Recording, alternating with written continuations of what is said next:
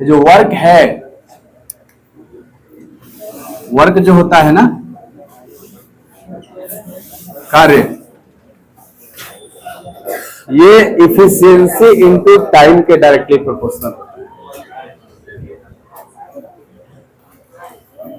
काम जो होता है ये इफिशियंसी इनटू टाइम के डायरेक्टली प्रोपोर्शनल होता है। यानी जो कार्य है यह किसके समानुपाती है? क्षमता गुणे समय के। इफिशियंसी मतलब क्षमता और समय, यानी क्षमता और समय का जो प्रोडक्ट होगा उसी के समानुपात में काम होगा। आप शॉर्टकट में इसको बोल सकते हैं कि वर्क यानी W is equal to efficiency यानी A into time. Work is equal to क्या बोल सकते हैं? Efficiency into. इफिशियंसी को किससे लिखेंगे? E से, और टाइम को E से, और वर्क को W से। अच्छा एक बात बताओ, अगर work is equal to efficiency into time then efficiency is equal to, क्या बात है, work upon, and time is equal to work upon efficiency. और साधारण बात है तो ठीक है यहां पे। अच्छा अगर ये प्रोपोर्शनलिटी हटा दिए तो क्या लग गया था? इक्वल टू का साइन लग गया था। अब यहां पे एक बात आपको समझना है, समझना ये है, ये पहला केस में देखिए आप, जैसे work is equal to efficiency into time. हमेशा याद रख लीजिए, किसी का कार्य पता करना है तो उसका क्या क्या पता होना चाहिए? इफिशियंसी और टाइम। मल्टीप्लाई कर देंगे तो क्या आ जाएगा? वर्क आ जाएगा। ठीक है, एक बात बताओ, यहां पे देखना, यदि वर्क हम लोग किससे लिख रहे हैं? W से लिख रहे हैं। इसको हम लोग किससे लिख रहे हैं? W। और क्षमता को किससे लिख रहे हैं? E से, और टाइम को T से। ये नहीं लिख रहे हैं। तो जो वर्क है ये E इंटू टी के बराबर है ना। वर्क क्या है? E इंटू टी के बराबर। अगर इसमें वर्क कांस्टेंट हो जाए, क्या कांस्टेंट हो जाए? मैं पूरा लिख दे रहा हूं ताकि आपको खूब अच्छे समझ में आए। Sir work is equal to होता है इफिशियंसी इंटू होता है। इस केस में अगर वर्क कांस्टेंट हो जाए, यानी कि वर्क समान रहे, जैसे दो लोग हैं, दोनों से समान काम करवाना है, दो लोगों से समान कार्य करवाना है, तो उस केस में वर्क कांस्टेंट हो गया दोनों के लिए। तो जब वर्क कांस्टेंट हो जाएगा then efficiency is inversely proportional time. अगर वर्क कांस्टेंट हो गया, इफिशियंसी और टाइम आपस में कैसा होंगे? Inversely proportional. जैसे दो लोगों से समान काम करवाना है तो उनके क्षमता और समय में क्या रिलेशन होगा? जिसका क्षमता ज्यादा होगा उसको कम समय लगेगा, और जिसका क्षमता कम होगा उसको ज्यादा समय, समान कार्य करवाना होगा। ये रिलेशन एक होता है, पहला पॉइंट। दूसरा पॉइंट, सर यदि इफिशियंसी ही कांस्टेंट हो जाए, इफिशियंसी ही क्या हो जाए? कांस्टेंट हो जाए। कांस्टेंट मतलब समान हो जाए, दो बराबर क्षमता वाले लोग, तब किसमें रिलेशन आएगा? वर्क और टाइम। इसको मैं बराबर कर दूं तो किसमें आएगा? वर्क और टाइम। तो क्या होगा सर? वर्क जो होगा वो डायरेक्टली प्रोपोर्शनल होगा टाइम के, यानी जिसको जितना ज्यादा समय दीजिएगा उतना ज्यादा काम करेगा, जिसको कम समय दीजिएगा कम काम करेगा। समझ रहा है बात? तीसरा इंपॉर्टेंट पॉइंट कि सर हो सकता है टाइम ही कांस्टेंट हो जाए। नहीं जी, ये तीनों में कोई एक कांस्टेंट होगा। जैसे मान लो वर्क कांस्टेंट हुआ, ये दोनों आपस में क्या हो गया? उल्टा, इनवर्सली हो गया। इफिशियंसी कांस्टेंट हुआ, ये दोनों आपस में डायरेक्टली। उसी तरह टाइम कांस्टेंट हो जाए, जब टाइम कांस्टेंट हो जाएगा तो क्या होगा भाई? तो sir work is directly proportional efficiency. Work किसके समानुपाती हो जाएगा? क्षमता के। कहने का मतलब ये हुआ तीसरा पॉइंट कि जैसे दो लोग हैं, आप दोनों लोग को समान समय दे दिए। आपको भी बोले 10 घंटा काम करिए, आपको भी 10 घंटा बोले काम करिए, दोनों लोग को समान समय दे दिए। तो भाई कौन कितना काम करेगा ये अब उसके क्षमता पे डिपेंड कर गया। जिसका क्षमता ज्यादा होगा वो ज्यादा काम करेगा, और जिसका कम होगा वो कम काम करेगा। तो डायरेक्टली प्रोपोर्शनल हो रहा है। लेकिन इस वाला केस में क्या हो रहा है? वर्क कांस्टेंट है तो ये उल्टा हो रहा है, और ज्यादातर सवाल आपका इसी पे बनने वाला है। समझ रहा है बात? फिर से हम दोहरा रहे हैं तीनों बात अपना। इन तीन शब्दों में आपस में क्या रिलेशन है? यहां पे फिर से sir work is equal to A into time, यही ना रिलेशन है जी। इसमें तीन केस बन सकता है। एक बार वर्क कांस्टेंट हो जाए तो इन दोनों में रिलेशन आएगा, एक बार इफिशियंसी कांस्टेंट हो जाए तो वर्क और टाइम में रिलेशन आएगा, और एक बार टाइम कांस्टेंट हो जाए तो वर्क और इफिशियंसी में रिलेशन आएगा।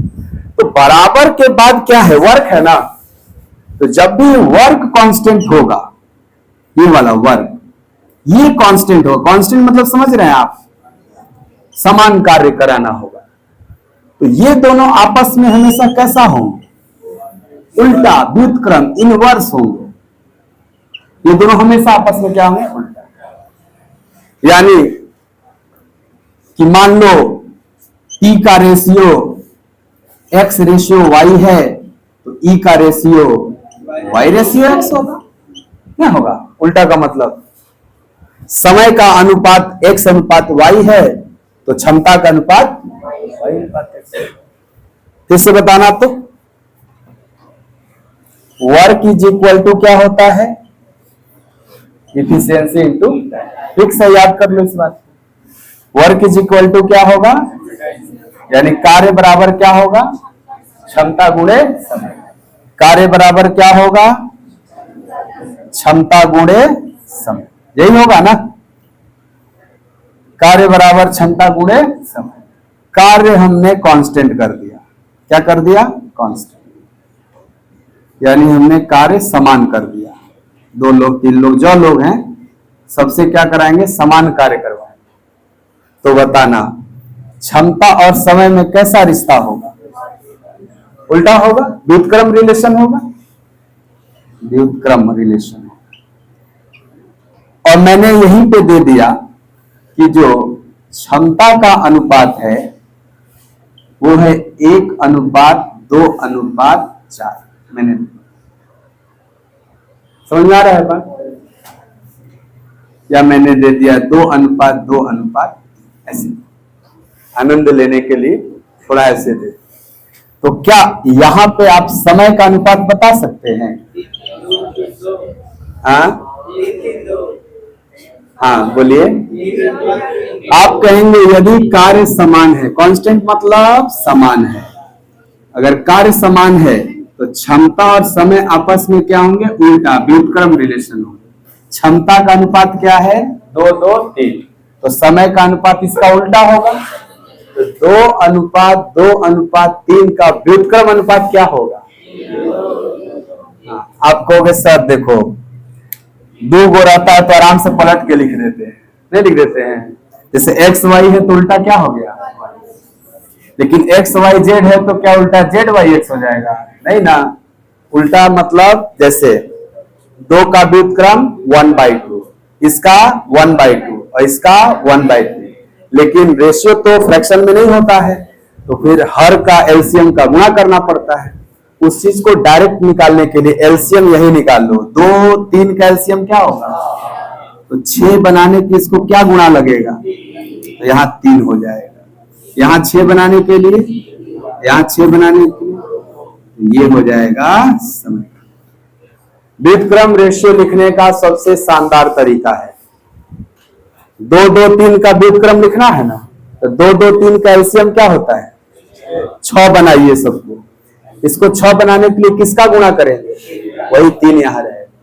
इसको 6 बनाने के लिए, इसको 6 बनाने के लिए वही 2 लिखा गया व्युत्क्रम। समझ में आ गया बात? नहीं तो ढक ढक के कहता है ऐसे तो वो आ जाएगा।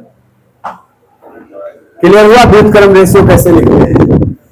तो जब वर्ग समान होगा तो क्षमता और समय में क्या रिश्ता होगा? उल्टा होगा। नहीं, क्षमता का उल्टा समय और समय का उल्टा कब? जब वर्ग समान होगा। और जब क्षमता समान होगा तब कुछ नहीं, वर्ग के डायरेक्टली प्रोपोर्शनल टाइम। करा रहे हैं तीनों को, फिर से करा रहे, पहले लिख लो एग्जाम्पल।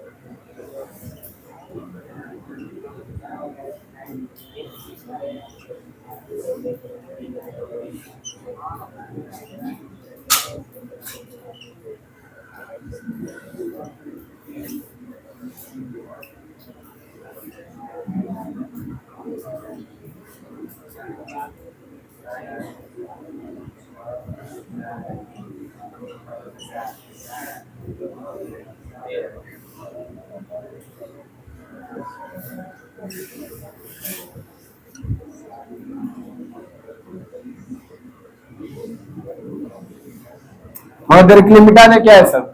पहले वाला हो गया ना। जैसे मान लीजिए ये लैंग्वेज आपके सामने आया है कि 3 व्यक्ति हैं ए बी सी, किसी समान कार्य को करने में 10 दिन, 15 दिन और 20 दिन का समय लेते हैं, तो उनके कार्य क्षमता का अनुपात क्या है? जैसे मान लो ये सवाल है आपके सामने, आप कहोगे ना कि यहाँ पे कितने है लोग हैं, व्यक्ति 3 व्यक्ति हैं और ये क्या कर रहे हैं? समान कार्य कर रहे हैं।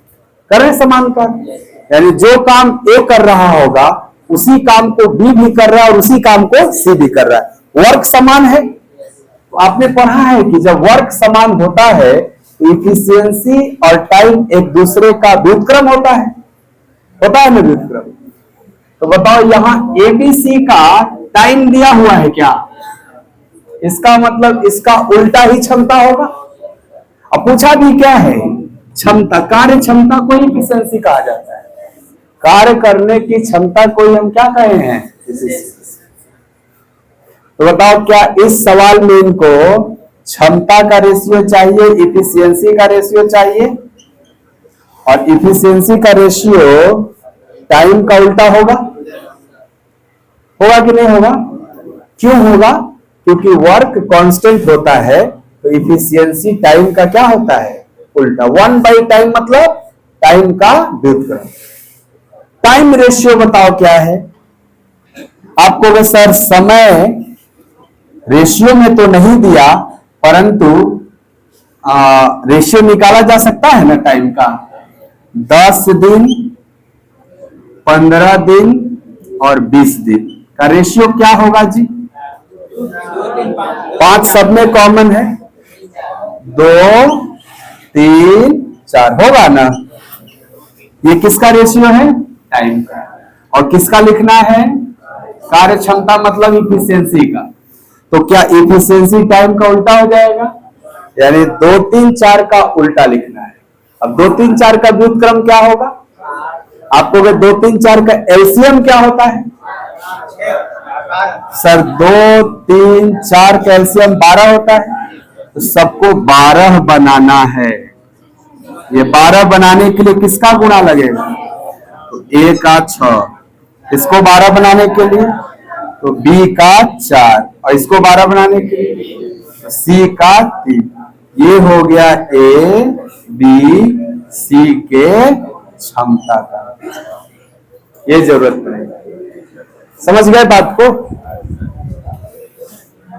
अभी दूसरा पॉइंट हम समझाते हैं कैसे इसका यूज। दूसरा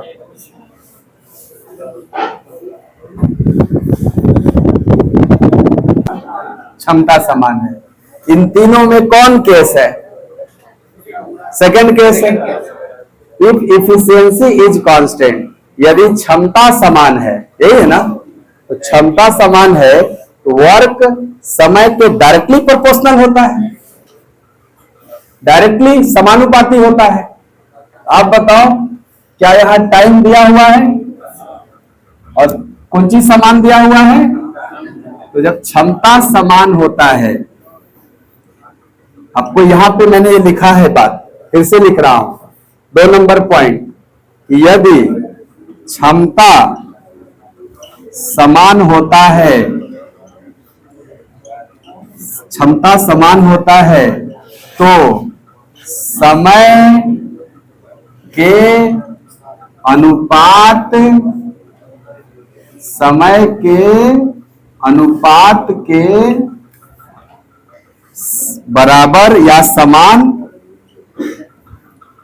समय के अनुपात के बराबर कार्य का अनुपात होता है।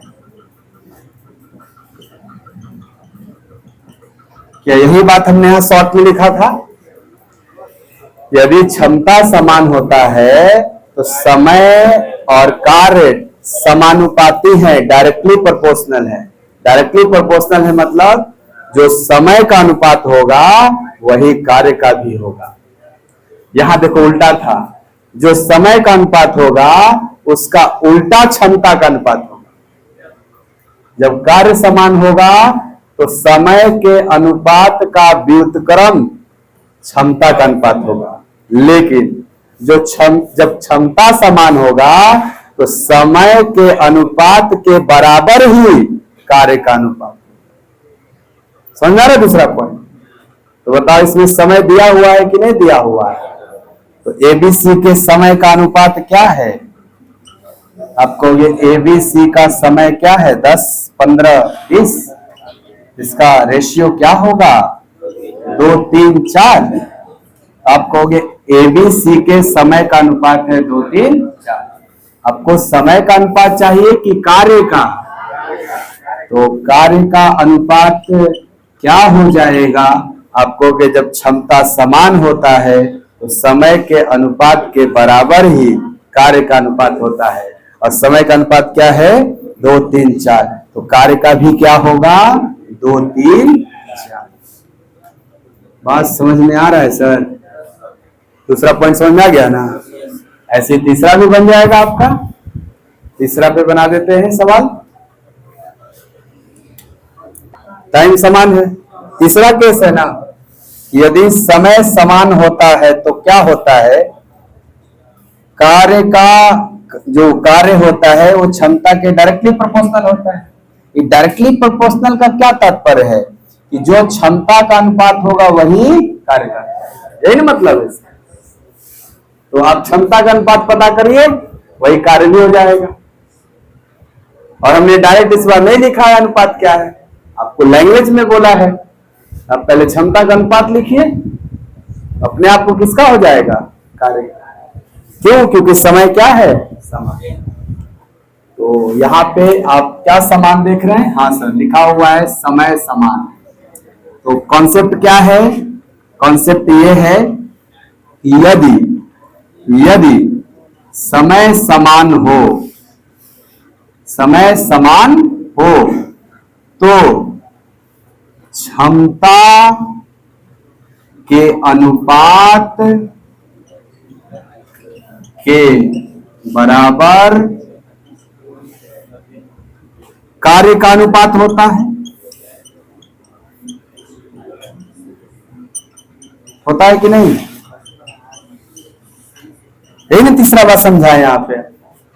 डायरेक्टली प्रोपोर्शनल मतलब रेशियो सेम रहेगा, इनवर्सली प्रोपोर्शनल मतलब रेशियो उल्टा हो जाएगा। खाली एक जगह उल्टा होता है, बाकी जगह समान होता है। क्या लिखा हमने, बात आपको समझ में आया? यदि समय समान हो तो क्षमता के अनुपात के बराबर ही कार्य का अनुपात होगा। तो आपको क्षमता का अनुपात निकालना पड़ेगा, तबे ना कार्य का अनुपात बता पाइएगा। तो क्षमता देखो कैसे किया है, ए की तुलना किससे किया है, 20, और ए की ही तुलना किससे किया है, 20 से क्या तुलना किया है, डबल होना चाहिए। सी से क्या तुलना किया है, ट्रिपल होना चाहिए, यही ना। तो 2 और 3 का एलसीएम, तो मान लो ये 6 है, मान लो ये 6 है। तो बताओ b का दुगना होके 6 बने तो b 3 रहेगा तब ना पॉसिबल है, 3 दूनी के 6, और तिगुना होके 6 बने 2 रहेगा तब ना पॉसिबल है, 2 का तिगुना 6 और 3 का दुगना। क्या यह इनके क्षमता का अनुपात कहलाएगा? बोलिए साहब, ये रहा होगा क्षमता का अनुपात, तभी ने इसको लैंग्वेज में बोला गया कि ए बी का डबल है और सी का ट्रिपल है। ये लिखने आ गया। अच्छा, जब समय समान होता है तो क्षमता के अनुपात के बराबर होता है कार्य का अनुपात। तो क्या कार्य का अनुपात जो होगा वो क्षमता के अनुपात के बराबर होगा, यानी 6, 3, 2 ही होगा। इसका आंसर क्या हो जाएगा, 6, 3। क्लियर है? अभी तीनों बात समझ में आया कि नहीं आपको? याद रहेगा? हम जान रहे हैं कुछ की समस्या ये है कि सर इसको भी लिख दिया जाए हिंदी में। नहीं जी, हम लिख दे रहे हैं, चिंता नहीं, अभी हम लिख दे रहे हैं, पहले ये वाला नहीं, हम समझ रहे हैं।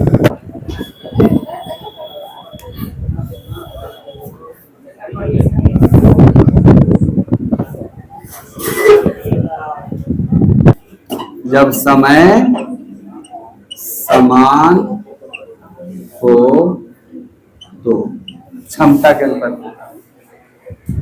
यही चीज में छूट गया था।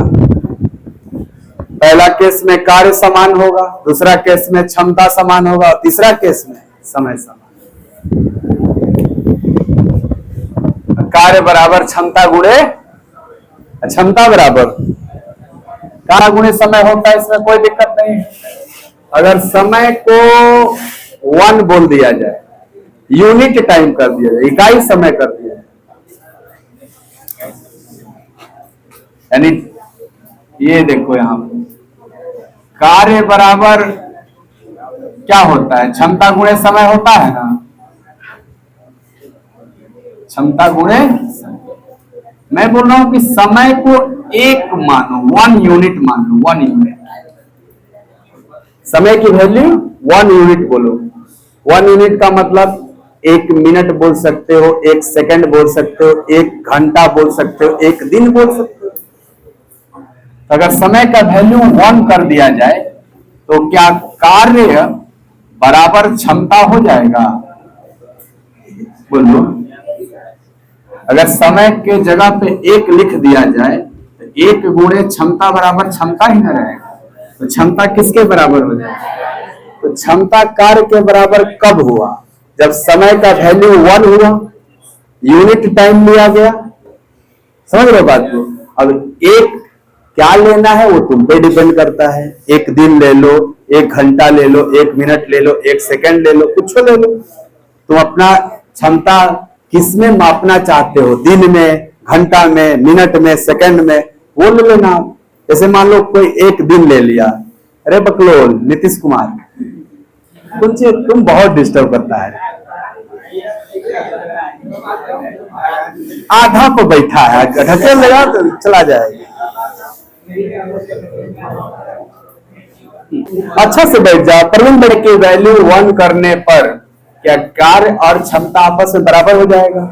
इसको कैसे परिभाषित किया जाएगा, कैसे डिफाइन किया जाएगा? इकाई समय में किया गया कार्य ही क्या है? समझ गए बात को?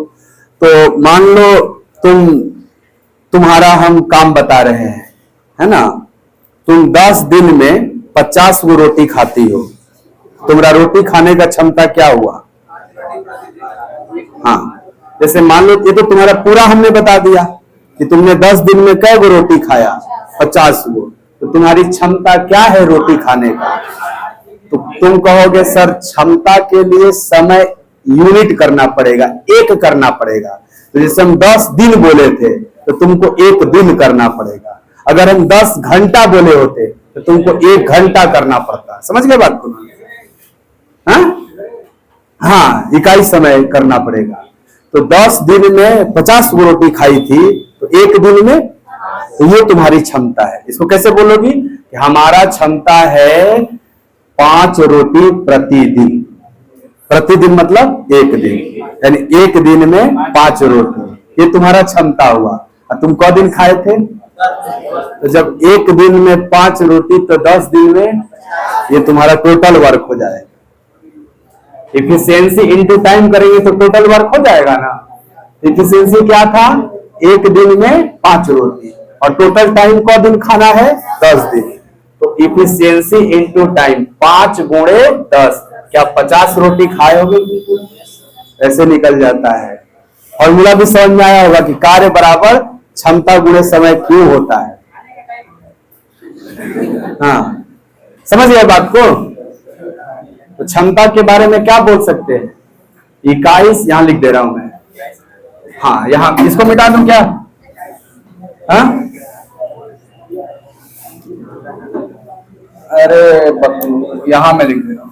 क्षमता किसको कहते हैं? इकाई समय में किया गया कार्य ही क्या है? क्षमता। ये शॉर्ट में ऐसे आप, क्योंकि ये बात पूछा जा सकता है आपसे, किसको क्षमता कहते हैं? समय तो जानते हो किसको कहते हैं भाई, जो दिन काम करेंगे वो समय है हमारा। क्षमता किसको कहते हैं? इकाई समय में किया गया कार्य ही क्या है? क्लियर? पर यूनिट टाइम पर जो वर्क डन हुआ है वही आपका एफिशिएंसी।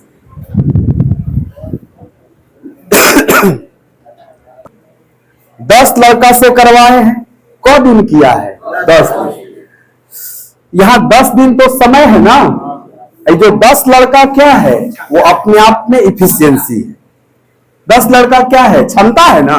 10 गो लड़का से करवा रहे, तो जो टोटल कार्य बन रहा है यहाँ पे, जो हम छिपा लिए हैं कि कार्य करता है, वो कार्य आप डिसाइड कर सकते हैं कि क्षमता के जगह पे कौ गो लड़का यूज किया गया? 10 गो। समय कितना लगा? 10 दिन। तो 10 दहा में 100 काम हुआ है। उस 100 काम को किससे करवाना है? 5 लड़का से या 1 लड़का से? मुकेश का जवाब 1 लड़का वाला था, तुम्हारा 5 लड़का। पहले 5 लड़का देखो कि अगर 100 काम हो चुका और 100 काम किससे करवाना है? 5 लड़का से। तो भाई 5 लड़का क्या है? क्षमता है ना। लड़कों की संख्या किसको रिप्रेजेंट करेगा? क्षमता को कि समय को? क्षमता को। और समय निकलता है कैसे? कार्य बटा में क्षमता निकलता है ना। कार्य क्या था? कार्य 10 दहा में 100 था, और क्षमता को वो लड़का 100 बटा 5। 100 बटा 5 क्या होगा? यानी कि हम 5 लड़का से कराएंगे तो 20 दिन लगेगा। 1 लड़का से कराओगे तो क्षमता 1 लड़का हो गया, तो 100 में 1 से भाग दोगे तो 100 दिन आ जाएगा। समझ गए ना कैसे होता है कि पहले कार्य निकाल लो और फिर जिससे करवाना है उससे भाग दो। इसको अगर चाहोगे तो आप लिख सकते हो क्या? M1 D1 T1 is equal to M2 D2 T2। अच्छे से लिख दे रहे हैं मैं यहाँ पे। ये वाला मिटा है, पहले वाला सब थोड़ा तुमको एक बात लिख दे रहे हैं। इफिशियंसी इनटू टाइम से निकलता है, और चूंकि इफिशियंसी हम लोग संख्या के रूप में बोल रहे हैं, आदमियों की संख्या के रूप में बोल रहे हैं, उसको ऐसे लिख देंगे हम, M1 यानी आदमी का संख्या, T1 यानी क घंटा काम किया, और D1 यानी क दिन काम किया। ये पहला ग्रुप का है। बाई दूसरा ग्रुप में आदमी M2। हाँ, तो मैं यहाँ पे थोड़ा सा मल्टीपल स्टेप बना रहा हूँ, ज्यादा केस बन जाए। जैसे 10 आदमी 5 घंटा प्रतिदिन काम करके 10 दिन में 20 ठो कुर्सी तैयार करते हैं, तो बताओ को आदमी 3 घंटा प्रतिदिन काम करके 8 दिन में 40 कुर्सी तैयार करेंगे। इस तरह का मल्टीपल सवाल बनाते हैं, समझ रहे बात? तो ये ले लो, जैसे तुम ये फॉर्मूला ले लिए वैसे ये भी फॉर्मूला रखो अपने पास, M1 T2 D2। ये पहला ग्रुप के लिए पहला वर्क और दूसरा ग्रुप के लिए दूसरा वर्क। यहां M1 क्या है? पहले ग्रुप में आदमियों की संख्या। T1 क्या है? पहले ग्रुप द्वारा लिया गया समय घंटा में। और D1 क्या है? पहले ग्रुप में क दिन लगा था। ये सब क्या है? W1 क्या है? उनके द्वारा किया गया कार्य। जैसे एग्जाम्पल लिखेंगे तो ज्यादा आपको अच्छा समझ में आएगा। देखो ये तो क्षमता है, M1 क्या है, और T इंटू D क्या है? समय है। तो क्षमता गुणे समय वर्क ही न होता है। समय के दो मात्रा, जैसे मान लो घंटा भी दे दिए दिन भी दे दिए, तो मल्टीप्लाई करोगे तो फाइनली वो समय ही न कहलाएगा। तो M1 क्या है? क्षमता, और T1 इंटू D1 क्या है? समय। ये घंटा में और ये दिन। तो क्षमता गुणे समय क्या हो गया? वर्क। W1 वर्क हो गया। M2 क्या है? क्षमता, आदमी की संख्या है क्षमता, और T2 इंटू D2 भी क्या है? समय। T2 मतलब घंटा में और D2 मतलब दिन में, तो गुणा करेंगे तो समय ही आएगा। इस पे सवाल कैसा होगा देखोगे तो ज्यादा अच्छा होगा। आप सरप्राइज मत हो कोई चीज से, ये वही है, क्षमता गुणे समय बराबर कार्य ही है। जैसे इस पे एग्जांपल एक दे रहे हैं हम आपको कुछ।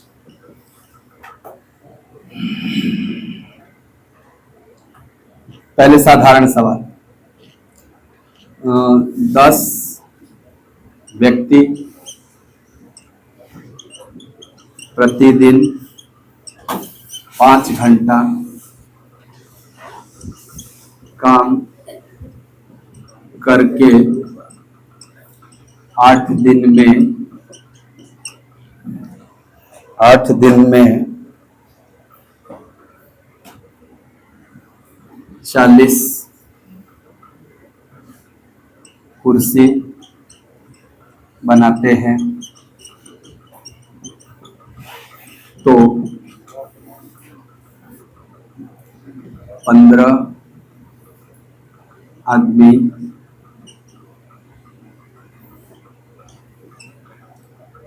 प्रतिदिन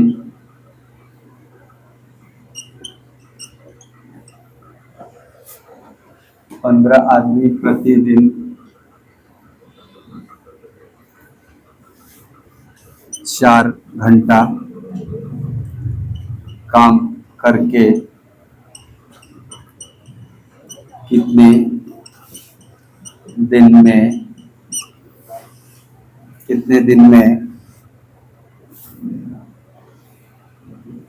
दिन में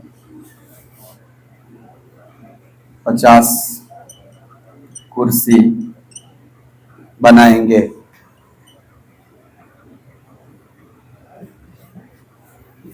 ऐसे जैसे मान लो चेन वाला सवाल आ गया कि इतना आदमी इतना घंटा इतना दिन काम करके इतना काम कर लिया, तो इतना आदमी इतना घंटा काम करके कितना दिन में इतना काम करेगा।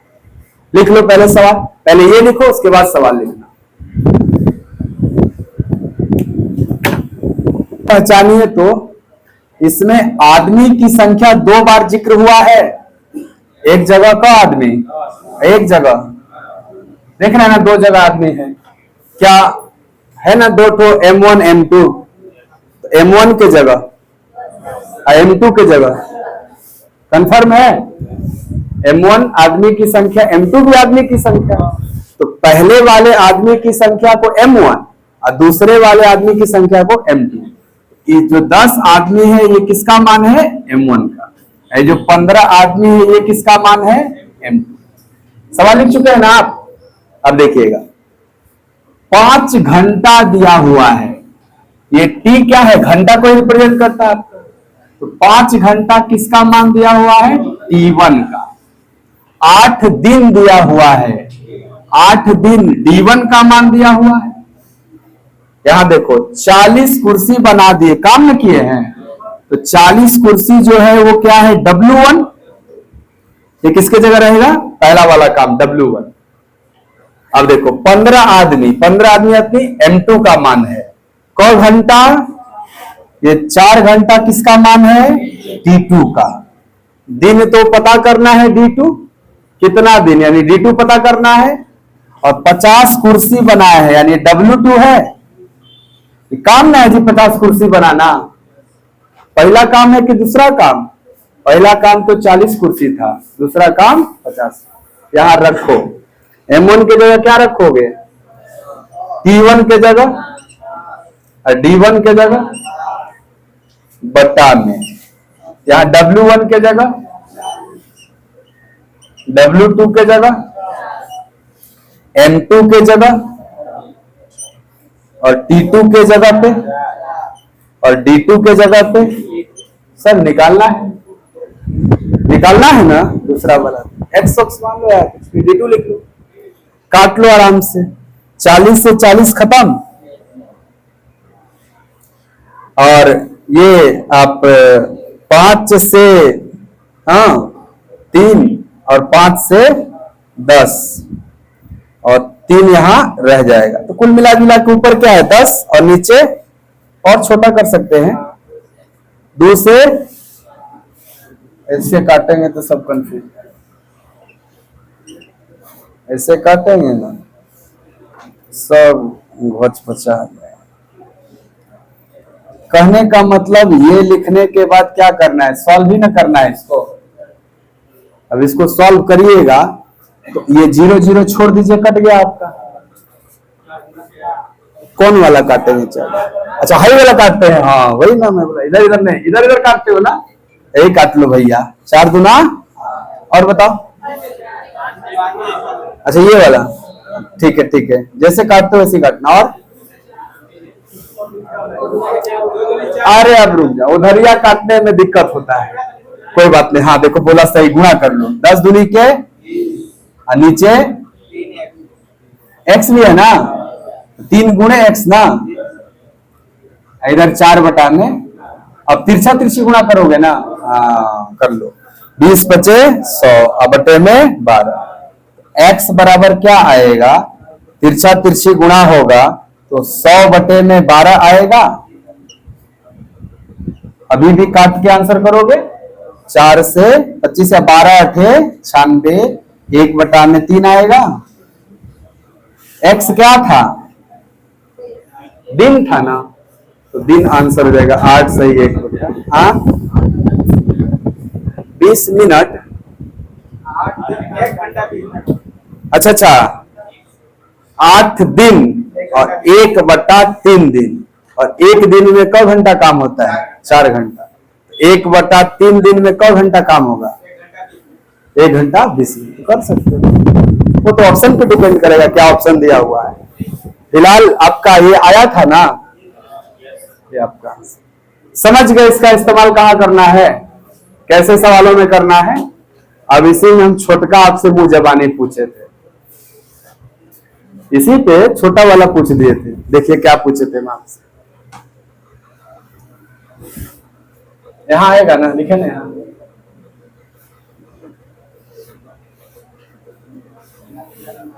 किसी कार्य को 10 आदमी 10 दिन में करते हैं तो उसी कार्य को पांच आदमी कितने दिन में करेंगे?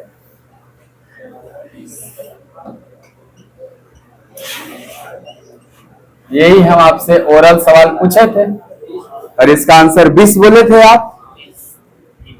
क्या है इसका आंसर? इसी काम को 10 आदमी 10 दिन में करता है, 5 आदमी को दिन में करेंगे? मुकेश, 10 आदमी 10 दिन में तो 5 आदमी 20 दिन में न हो। कैसे आ रहा है, आप समझ रहे हैं बात को? सर यही है, इसमें T नहीं दिया है, M1 D1 दिया हुआ है और कार्य तो दोनों सेम दिया हुआ है। क्या 10 आदमी जिस काम को किए थे उसी काम को ना 5 आदमी से करवाना है? बोलो, कॉन्सेप्ट है यहाँ पे। जिस काम को 10 आदमी किए हैं उसी काम को 5 आदमी से करवाना है कि नहीं करवाना? यानी W1 W2 के बराबर है। बोलो, अगर W1 W2 के बराबर है तो ये तो कैंसिल होके 1 हो जाएगा, और जब ये 1 हो जाएगा तो इतने का मान इतने के बराबर हो जाएगा। तो क्या हम बोल सकते हैं जब वर्क समान होता है तो M1 D1 is equal to M2 D2 होता है। T आएगा तो T भी रहेगा इसमें। M1 D1 T अगर नहीं चर्चा है तो मत लिखो, चर्चा है तो उसको भी यहां इंक्लूड कर लेना। M1 D1 is equal to M2 D2 होगा यदि W1 और W2 दोनों समान रहेंगे तो 1 हो जाएगा ना, ये दोनों रहेगा। तो M1 क्या है और D1 क्या है इज इक्वल टू M2 कितना है और D2 क्या है, निकालना है आपको। तो क्या 100/5 x का वैल्यू 20 हो जाएगा आपका, यानी यहां 100 दिन लग जाएगा। अब सुनना आखिरी बात बहुत ध्यान से, क्या इस सवाल में वर्क कांस्टेंट है? इस सवाल में वर्क कांस्टेंट है, कार्य समान है? पहला पॉइंट याद करो कि जब कार्य समान होता है तो समय का उल्टा क्षमता और क्षमता का उल्टा होता है ना। क्या क्षमता का रेशियो दिख रहा है? क्षमता मतलब आदमी की संख्या को भी क्षमता कहा जाता है। तो पहले क्षमता कितना है और अब क्षमता कितना है? क्षमता किस अनुपात में, तो समय किस अनुपात में होगा ना। पहले समय का यूनिट था 1 यूनिट और अब का यूनिट लगेगा। एक्चुअल में पहले समय का दिन है, अगर 1 यूनिट का मान 10 दिन तो 2 यूनिट का मान, यानी अब का दिन लगेगा। समझ में आ रहा है बात? तो है बड़ी काम का चीज। आप चाहें तो फॉर्मूले का इस्तेमाल करके भी निकाल सकते हैं या डायरेक्ट देख लो कि क्षमता आधा हो गया, क्षमता आधा हो गया तो समय दुगना हो जाए। क्षमता आधा तो समय दुगना। भाई इनवर्स रिलेशन है, क्षमता 2 1 तो समय 1 2।